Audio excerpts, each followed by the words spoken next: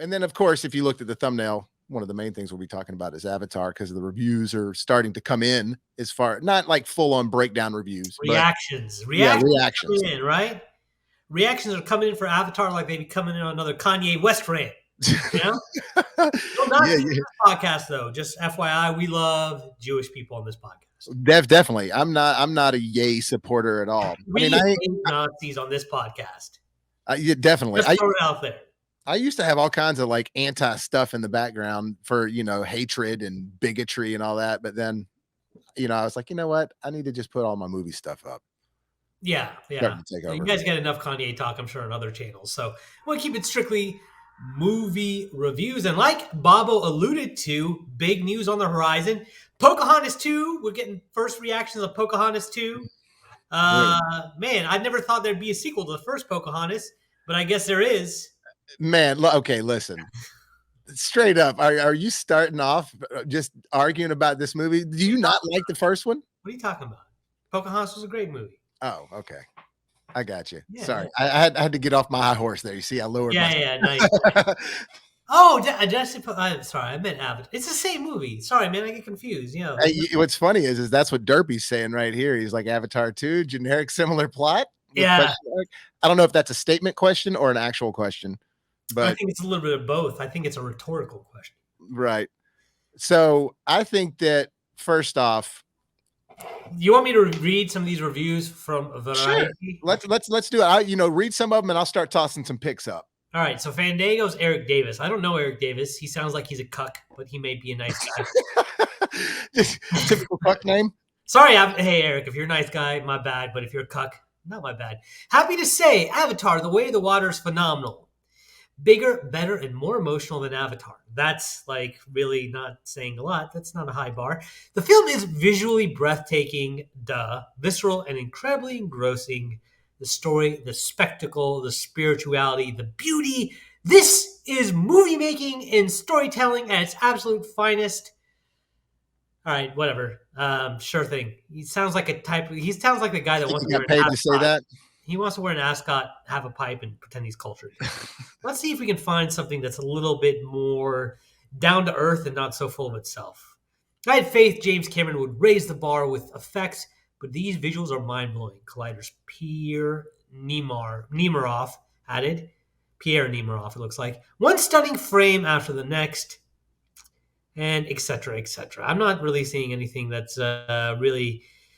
seems like it's way out of pocket, and it's all surprisingly positive. Bobo, what were your takeaways from these early reactions? Relief, because first and foremost, I mean, I think it is the most expensive movie ever made now, right? Yeah, it better be. Well, they're saying that it needs like $2 billion to actually turn a profit. So I mean, that's a big, tall order right there from Cameron. He's just like, it needs $2 billion. That was from his mouth. Yeah. But look, I personally, me with movies though. While you and I respect each other's opinions on movies 100%, you go in with a little bit more of a gavel than I do, Guys, I'm a little more of a laid back movie watcher. I'll admit it. I have a video on the channel that's saying it's okay to like crappy movies. So I'm not going to sit here and say that everything I like, you should be liking because it's phenomenal. I understand why people can be critical and judgmental. I'm just not that type of dude in general on certain things.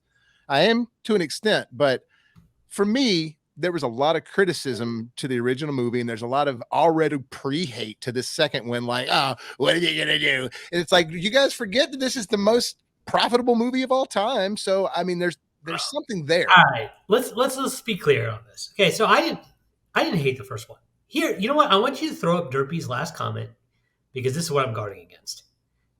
No, the one right above that one. That sounded like the easiest $500K they made ever on that first reaction. So that's what we're dealing with. A lot of reactions now, right? Is people get paid, people get benefits for positive reactions. And so I'm automatically going to be a little bit cynical. That's why you guys watch us, because we don't do that because we haven't got those offers. Now, when we get those offers, we'll sell out, right? But until then, the movie is still in its market. I'm not gonna lie, I can use extra $500K in my pocket, Derpy. Hell yeah. You know what I'm saying? You know what I'm saying, bro? Hell yeah. But I agree with you. The movie's in its marketing phase. So Yeah. they're going to, if there's somebody out there that's saying something negative about it, they're going to spend the money to shut that person down and be like, hey, would you actually retract that and say this? And here's some money. Yeah, You know yeah. what I mean? Like they're going to make sure that this movie has positive press before it comes out. But on the heels of that first review, with all the comments about stunning visuals and all the cacassery, yeah, that's what I thought when I watched the first film. Like if I watched that when I watched that in theaters with 3D, with that real 3D experience that we'd never gotten before, I was blown away. I thought it was amazing. I went back and watched it again with my family. Thought it was amazing. Then I watched it on TV and I realized, oh, this movie blows. This movie is not good. This is Pocahontas. It's amazing visual. And there is a clear divide, people. Go ask people what they think about Avatar. If they tell you that it sucked, ask them if they watched it in theaters. And 9 times out of 10, the answer will be no, I saw it on TV. I don't think the movie sucks on Blu-ray or on the TV. I do think that if it's the first time that you saw it that way, it would just seem like another visual-based CG movie. It was intended to be a theater experience, hence why you can't even see this new one in 2D. You know what I mean? It's a strictly 3D experience because that's how the first one was intended to be as well. I do agree with you on that. I don't think it's a trash movie outside of the 3D aspect, but I do think that part of the grandeur of it was that experience.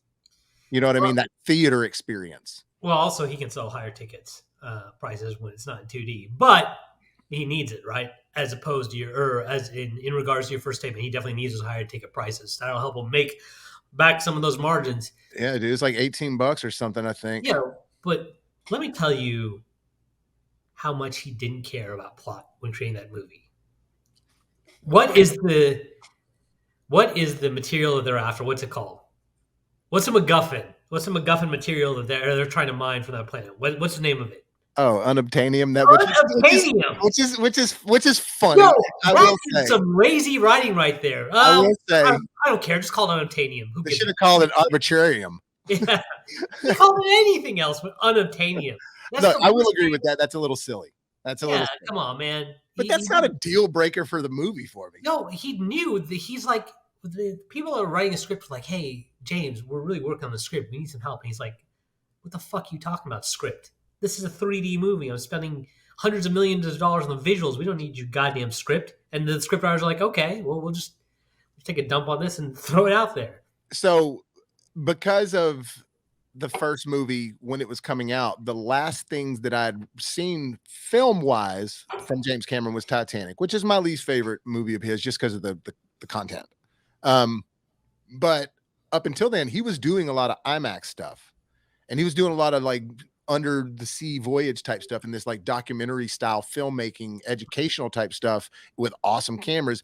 But what he was doing was he was using that time to sort of develop this new camera tech that he could start doing new cool things with.